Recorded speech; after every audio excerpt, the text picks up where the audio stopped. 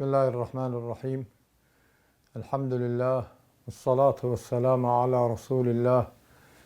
كشكي خيراتني بارستانكم كنالي بيام حزكم لم كرتباسا موضوع جرن كلنا وخلقها زور باو بلاوة ترحيب كم بو جوغراني عزيز ايش موضوعي حسادته چاوپیسیە كودوانا دوشتي قدراون بيكو براسي لقرآن ولا فرمودا اما جان بيكراو لزور نص دقة يكي لو نصاني قرآن فرمي أم يحسدون الناس على ما آتاهم الله من فضله فقد آتينا آل إبراهيم الكتاب والحكمة وآتيناهم ملكا عظيما. يعني آية أوان حسادة بن بخلق لسر أويك أخوا نازو نعمتك بيبخشيون لفضل خوان براستي إما بخشيو معنا بآل إبراهيم واتا بيغمراني آل إبراهيم حتى بيغمري خوش معنا قدتوا كتاب بيام وحكمة بندو بندياري من بيبخشيون وإما ملكك قورمان بيبخشيون وآتيناهم ملكا عظيما. أما يتأوى أجيني لهمو بواركا واجب إنساني مسلمان خوي بارزة لحسودي وإيريو وحسودي ببراو خشتي مسلماني خوي نبا لسر أو نازو نعمتاني خوا بيداون. إمام النووي لتعريف حسودية فرمي هو تمني زوال نعمتي هو تولي زوال نعمة عن صاحبها سواء كانت دينية أم دنيوية. واتا حسودية وتانيتو تمنى بكيك خوا نعمته لخاونكي خوي بسنته لخاون نعمتك يعني أو نعمته ديني بي يا دنياي بي جاروها نعمتك معنوية بو معناه ديار جنيه بلا خلتك ما مسايك كسي بريزة رئيس عشرتك درجة لو كولانا خلق ريزي أجري خوي تعالى ريزي بيدا وكشي بيني هاوشانا كاني خوي حسودي بي أبن ألن بوشي خلق ريز لأوجري والريز لإيمانا أجري كوابو بهر جورتو حسودي ببراو خوشتي خود بري أو جناه وتاوان. پیغمبر صلى الله عليه وسلم بو جوري أم تاوانا أفرمي إياكم والحسد فإن الحسد يأكل الحسنات كما تأكل النار الحطب.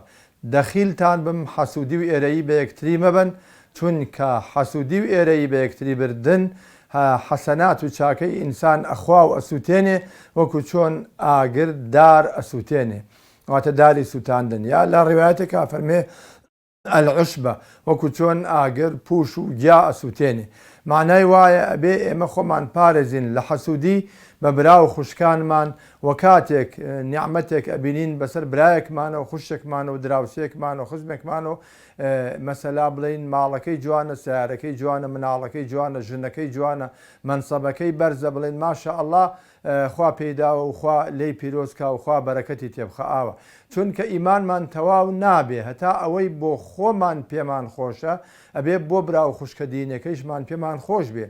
لا يؤمن أحدكم حتى يكون حتى يحب لأخيه ما يحب لنفسه.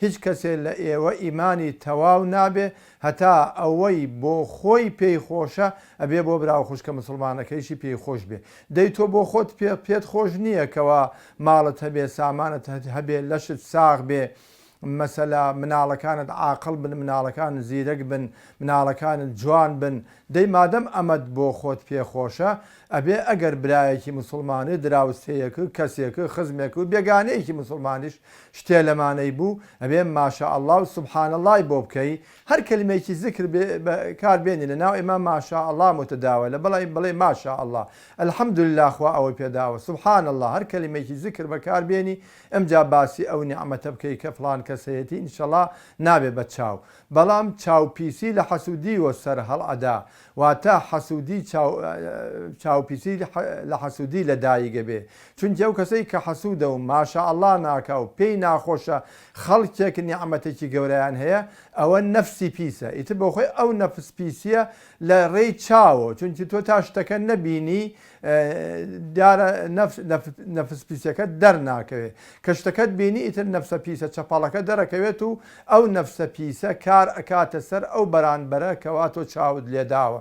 حەسوودی دروست نییە ئیلا لە حاڵەتێکانە بێ، لا حەسەدە ئیلا فی ئیثنەتەینی رەجوڵ ئاتاه الله مالا فسلطه على هلكته في الحق. خوا ماڵ و سامانی داوە بە دراوسەیەکت، بە کەسێکت، بە کەس ناسیاوێکت، بە ڕاست و چەپا لەبەر خاتری خوا خێری لێ ئەکا. دروستە لەم کاتە حەسوودی پێبەری. حەسوودی ناوە پێوترە غیبتە. حەسوودی بەمانا بڵێ خوا ئەو نیعمەتە لەو بسێنێتەوە، ئەوە هەر دروست نییە بە هیچ شێوەیە. بەڵام دروستە ئەوەنە بڵێ خۆزگە خوا ئەو ماڵیشی بە مندایە ئاوا خێرم لێ بکردایە. خۆ ڕەنگە خوا بیشت داتی خێری لێ نەکەی، ئاگا لەوە بێ، بەڵام بەو نیازە پاکە ڕەنگە دروست بڵێ خوای ئەو ماڵە بۆی بە منیش با خێری لێ بکەم. یا وەرەجوڵ ئاتاه الله علما فهو يعلمه للناس. پیاوێک خوای تەعالی علمی پێداوە ئەویش فێری خەڵکی ئەکا. لەم حاڵەتەیشا دروستە حەسوودی بەوە یا بڵێن غیبتە بەوە عالمە بەرین، بڵێن خۆزگە خوا ئەو علمەیە بدایە بە من یا بە مناڵەکەی منیش بۆ ئەوەی ئاوا نەسیحەت و ئامۆژگاری خەڵکی بکردایە. بەڵام ئەوەش بزانین کە هەموو کەسێ زۆر کەسێ تەمەناکە بەو شتانە، خوایشی داتی ئیمتیحانێکە، بەڵام لە دواییە ناتوانێ وعدەکەی جێبەجێ بکە. کەوا بوو با ئینسانی حەسوود ئەو کەسانەی ئێرەیی ئەبەن بەچی چارەی خۆیان بکەن، بڵێن ئەم شتەکە خوادایە بۆ فڵان کەسە ئەمە قەدەری خوایە. هەر کاتی ئێمە حەسوودیمان بە کەسێ برد معنای وایە ئەمە ئیعتیراز و نەقد لە قەدەری خوا ئەگرین، خوا پەنامان بە. معناویە بە زمانی حاڵ ئەڵێی خوایە العیاذ بالله، خوایە تۆ نەتزانیوە ئەو شتە داوە بە فڵان کەس. یعنی جۆرێکە لە کوفر حەسوودی، بۆیە حەسەناتی ئینسان ئەسووتێنێ و چاکەکانی ئینسان ئەسووتێنێ وەکو ئاگر. ئەمجا دوای ئەوە بیر لەوە بکەرەوە کە ئەوە براتە، ئینەمە المؤمنون ئیخوە. تۆ نابێ حەسوودی بە برات بەری، ئەبێ پێت خۆش بێ کە براکەت شتێکی هەیە. ئەمە چارەسەری حەسوودی لە دڵی خۆتا بەو شتانەیە. خاڵێکی تر بۆ خۆپارێزی لە حەسوودی، ئەوانەی کە ئەترسن حەسوودیان پێ ببرێ و چاویان لێ بدرێ، با نەترسن، تەوەکەل بەخوا بەسن. ومن یتوکل علی الله فهو حسبه.